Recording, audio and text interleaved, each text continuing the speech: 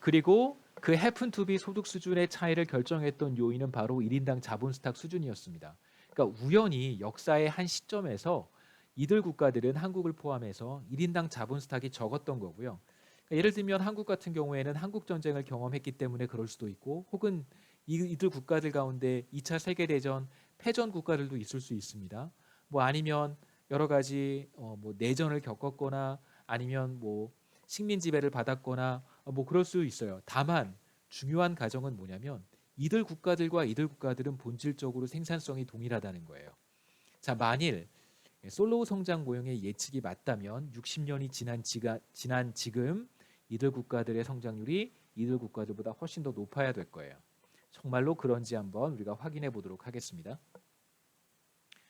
그래서 60년에 상대적으로 부유하지 않았던 국가들은 그 이후에 빠르게 성장했어야 되는 것이 이제 솔로우 성장 모형의 첫 번째 임플리케이션이었습니다.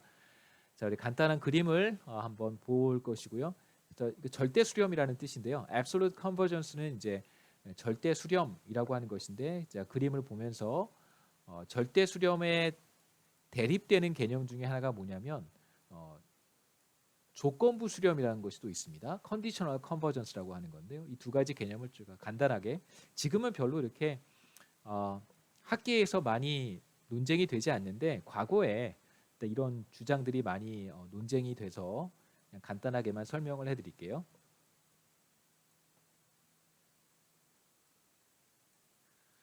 자, 제가 아까 무슨 말씀을 드렸냐면 지금으로부터 60년 전에 소득 수준이 낮았던 국가는 솔로우 성장 모형의 예측이 맞다면 스테디 스테이트로부터 훨씬 더 뒤에 위치한 국가들이기 때문에 그 이후 60년 동안 매우 빠른 속도로 1인당 GDP가 증가했을 것이다라고 얘기를 했었습니다. 자, 그래서 가로축의 값이 바로 1960년의 1인당 GDP 수준이고요. 그러니까 이쪽에 있는 국가들이 비교적 소득 수준이 낮은 국가들이고 지금으로부터 60년 전에요. 그다음에 이쪽에 있는 국가들이 과거에 소득 수준이 높았던 국가라고 볼 수가 있습니다. 그다음에 세로축은 그 이후에 지난 60년 동안 연평균 1인당 GDP의 증가율, 그냥 뭐 경제 성장률이라고 제가 썼는데요. 가장 최근 데이터는 2020년 데이터가 없고 2017년까지 데이터가 있어서 대략 57년간 연평균 경제 성장률을 제가 계산을 했습니다. 그러면 이제 한번 보시죠. 대략 3%보다 빠르게 증가한 국가들이 있다면 이건 경제 성장률이 높은 국가라고 할 수 있고요. 그다음에 이제 이쪽에 있는 국가들은 경제 성장률이 낮은 국가들이겠죠. 3% 아래쪽이니까. 자, 실제로 솔로우 성장 모형이 맞다면 과거에 지금으로부터 60년 전에 비교적 소득 수준이 높은 국가들은 스테디 스테이트 수준과 근접했기 때문에 경제 성장률이 낮아야 되고요. 지금으로부터 60년 전에 소득 수준이 낮은 국가들은 스테디 스테이트로부터 비교적 멀리 떨어져 있는 국가였기 때문에 경제 성장률이 이렇게 높아야 될 거예요. 그래서 우리가 국가들의 과거 1인당 GDP 수준과 그 이후의 경제 성장률 사이의 관계를 그림으로 그려보면 이런 관계가 나타날 거라고 우리가 예상을 할 수 있습니다. 만일 솔로 성장 모형의 예측이 맞다면 실제로 그런지 한번 보시죠. 여기에 한국이 있고요. 물론 우리가 한국을 지운다고 하더라도 한국을 한번 지워보겠습니다. 왜 한국을 지우냐고 하시는 분들도 있겠지만 한번 지우고 생각해 보죠. 그림이 어떻게 달라지는지. 어떤가요? 만약에 왜냐하면 한국이 예외적으로 굉장히 높은 경제 성장률을 보인 국가이기 때문에 그렇습니다. 한국을 지운다고 하더라도 전반적으로 경제 성장률과 1960년 소득 수준 사이의 관계는 대충 얘기하면 적어도 이런 관계가 나타나는 걸 우리가 확인할 수 있어요. 다시 말하면 과거에 소득 수준이 높았던 국가의 경제 성장률을 전반적으로 낮고 뭐 룩셈부르크 정도만 좀 예외적이라고 할 수 있겠죠. 자, 이들 국가들은 다 경제 성장률이 비교적 낮았고요. 그 다음에 과거의 어느 한 시점에서 소득 수준이 비교적 낮은 국가들은 그 이후에 경제 성장률이 이렇게 높았다고 볼 수 있습니다. 그런데 여기에 이제 우리가 한국까지 추가를 하게 되면 그 패턴은 보다 더 분명해지는 것이죠. 솔로우 성장 모형의 예측은 비교적 틀리지 않았다라고 얘기할 수 있는데 지금 얼핏 보시면 이 그림의 국가들의 개수가 그렇게 많지 않아요. 왜 그러냐면 제가 OECD 국가만 따로 떼어내서 그림을 그렸기 때문입니다. 자, OECD 국가라고 하는 이 어떤 이 저기 그룹에 속해 있는 국가들의 특징이 뭐라고 할 수 있을까요? 물론 뭐 어느 정도 경제력이 있고 경제 규모도 좀 크고 소득 수준도 높은 국가 뭐 이렇게 우리가 얘기할 수 있는데 솔로우 성장 모형에서 첫 번째 임플리케이션으로 다시 돌아가서요. 제가 여기에서 강조했던 것이 무엇이냐면 첫 번째 임플리케이션입니다. 여기에서 강조했던 것은 바로 모든 국가들이 동일하다는 거예요.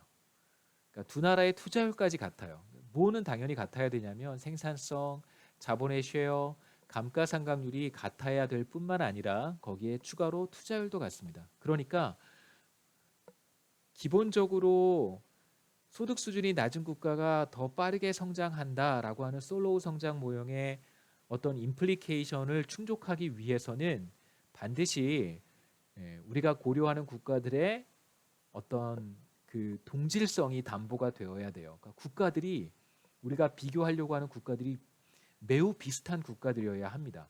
생산성도 비슷해야 되고요. 감가상각도 비슷해야 되고요. 뭐 그런 측면에서 굉장히 비슷해야 합니다. 지금 OECD에 속해 있는 국가들이라고 한다면 모든 국가들이 동일하진 않겠지만 국가들 사이의 이질성은 비교적 낮을 거예요. 이질성이라고 하는 것은 서로의 어떤 차이라고 할 수 있잖아요. 헤테로지니티라는 개념인데 국가들 사이의 이질성이 그렇게 크지는 않을 거라고 우리가 생각해 볼 수 있어요. 보시면 이들 국가들 중에 잘 한번 들여다보시면 과거에 2차 세계대전 이전에 식민 지배를 받았던 국가들이 그렇게 많지 않습니다.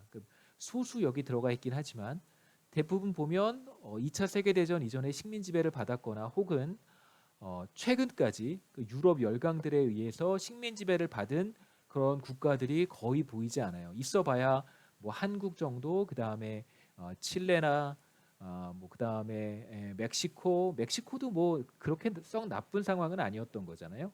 한 요 정도의 국가들입니다. 실제로 식민 지배를 받았던 국가들은 물론 이제 뭐 US 이런 국가들도 식민지 아니었느냐라고 하면 뭐 딱히 부인하기는 어렵겠지만 그래도 뭐 큰 의미에서 보면 이제 식민지라고 우리가 구분하지는 않죠.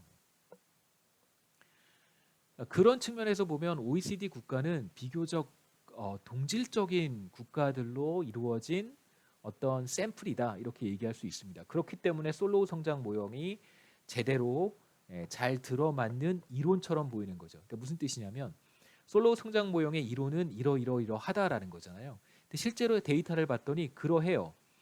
그러니까 그렇다고 해서 솔로우 성장 모형이 맞다라고 말할 수 없는 거예요. 왜냐하면 솔로우 성장 모형이 성립할 수밖에 없는 그런 백그라운드를 충족하는 샘플만 우리가 봤기 때문에 그런 거예요. 그러니까 비교적 동질적인 국가들만 가지고 그림을 그려보면 솔로우 성장 모형의 임플리케이션이 이제 맞는 것처럼 보이는 거죠.